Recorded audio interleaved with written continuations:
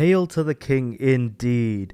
For those of you guys that don't know, Duke Nukem's been a character that's been around for a really long time, and his games are basically like Doom clones to some extent, though Duke Nukem basically shows off that, hey, you don't need a bland character to have a good shooter. Because, Doom Marine doesn't really say much, and the main character from Quake, Lord knows he doesn't say much and looks incredibly bland. So Duke basically doesn't shut the hell up half the time, whether it be Duke Nukem 3D or anything else in between. He's an interesting follow for a main character. So sure enough, I'm actually quite surprised by the fact that the Duke Nukem rights have been acquired by Devil May Cry and Castlevania showrunner, more specifically Adi Shankar. And I think we may very well be getting a Duke Nukem animated TV show, which is crazy to think about. Keeping in mind that the last Duke Nukem game that we got was Duke Nukem Forever that came out in 2011 and was a really, really bad game. It was in development hell for over 15 years.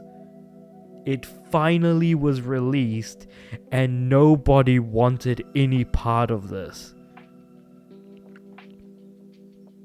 Gearbox was the one that made the game, and then they released Borderlands and everybody loved that so much more, specifically Borderlands 2 because that came out in 2012, the year after Duke Nukem Forever released. Anyway, yeah, so this is going to be an interesting thing because Duke hasn't had a well-selling or even relatively good game in over 25 years, so at this point he seems like a very much aging icon of the gaming space. So for him to get a TV show, sure, the stuff that happened with Devil May Cry, Castlevania, the way in which they presented, the writing, the animation, it does seem like something that it would suit Duke Nukem. But the problem is, how many people know who Duke Nukem is, first and foremost? Granted, I played 25th Anniversary World Tour Megaton edition of Duke Nukem 3D, but that's like the last good game, I guess you could say, which is a re-release of an old game that happened in the last 10 years, I want to say. God dang. Yeah, Duke Nukem has had a pretty rough past, alright? I'm just saying. But, anyway, let's just keep moving on with the story. So basically, the Netflix's Castlevania and Devil May Cry showrunner Adi Shankar has turned his attention to the Duke Nukem series after acquiring the screen rights from Gearbox Software. Yeah, Gearbox were the ones who own that. God damn it, man. Alright, anyway, moving on.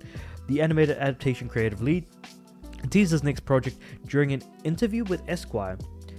Although projects like Devil May Cry Season 2, which yes, Devil May Cry is getting a Season 2. I haven't seen Season 1. I hope it's good, but I'll check it out later if I ever get around to it, are currently in top of mind. It sounds like something based on the legendary tongue-in-cheek first-person shooter franchise is currently in the works. I'm being approached by different IPs and companies that want to work with me, Shankar said. I bought the rights to Duke Nukem, not the gaming rights, but I bought it from Gearbox. So I think it's probably fair to say movie, film, and TV show rights. Duke Nukem is unmistakably 90s video game franchises that got its start in 1991, but it wasn't until 1996 that it would find its FPS footing with Duke Nukem 3D. Okay, so I guess Duke Nukem 3D was its first, best, and probably only good game in the franchise, some might probably say. Although a laundry list of sequels arrived throughout the 15 years that followed, its 2011 entry, Duke Nukem Forever, was heavily criticized by critics and fans alike. The PS3 and Xbox 360 era title did so much damage to the Bond buzz-cut hero's reputation that there has not been a new Duke Nukem installment since. Yeah, that's what I was talking about. Was that how badly Duke Nukem Forever got lambasted? Even the online, which felt like it had some interesting ideas going for it, just was not done well either. Anyway, Shankar is already cooking up ideas for what a present-day take on Duke Nukem could look like. It's unclear if fans can expect to see an animated Duke Nukem show in the vein of Shankar's other projects, a movie, or something completely different, but it's clear that Shankar is trying to put together a project of some sort behind the scenes. It's a middle finger to everybody, Shankar said when describing his vision for Duke Nukem Forever. When Duke Nukem blew up, a bunch of people sat around trying to turn it into a brand when it's just a middle finger. Duke Nukem can't be made by a corporation because the moment a corporation makes Duke Nukem, it's no longer Duke Nukem. I don't intend on having anyone tell me what to do with this one. And that's an interesting point because yes, Duke Nukem does make fun of stuff like power armor, for example, from like Halo and stuff, saying one of my favorite quotes from Duke Nukem is power armor is for pussies. Just like that is like just a very Duke Nukem style. Like that, I think, phrase alone should give you a very good idea of who Duke Nukem is. He is the kind of guy who makes fun of the norm, but obviously, like, if say Xbox were to buy the rights to Duke Nukem, obviously Duke Nukem wouldn't be Duke Nukem anymore because he can't make fun of Halo's regenerative health, for example. Or he can't, make fun of basically third-person cover shooting for whatever reason. Like, there's a lot of things that I feel like you could parodize within the gaming space and make it an equally fun and enjoyable shooter at the same time.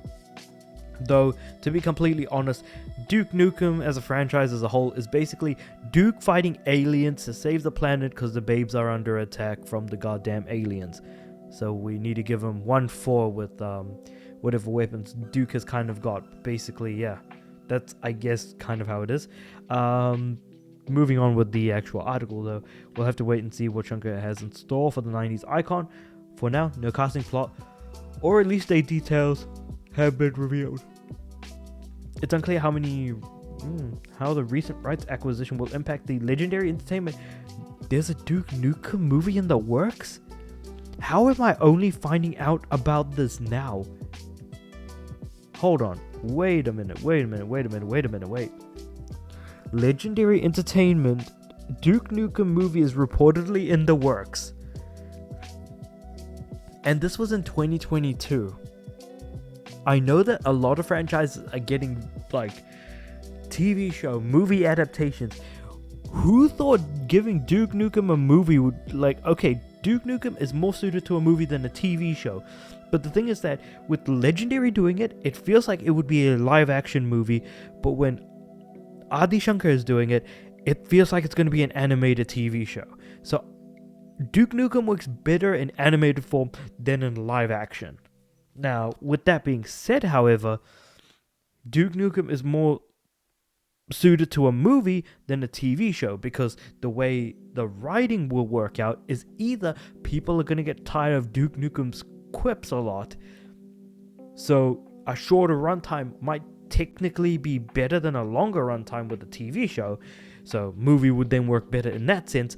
But in terms of quips and actual general humor, Marvel has already done that to death. So because Marvel writing has become so quintessential with the idea of quips and things like that, that is ultimately hurting Duke's chances of actually making him seem like a good character, given that he basically kind of almost embodies what Deadpool is, except rather than being a psychotic invincible person who makes out with Wolverine all the time, instead he is a psycho with every single gun imaginable on the planet, trying to kill aliens while saving all the babes. Basically, this is a deconstruction of Duke Nukem as a character that I've just done in terms of like how he would look from a movie to a TV show perspective, and I also think I had a partial mental breakdown in the process, so take that for whatever it's worth. Let me know what you guys think about all of this in the comments below. Like the video if you liked it, subscribe to the channel. I'm aiming for 500 subs by the end of the year, and I feel like that end of the video I think is probably the most like quintessential way of actually really being able to kind of conducively talk about how this whole thing could potentially work out or not work out, depending on how things go. But yeah, we'll just leave it at that. I'll see you guys tomorrow.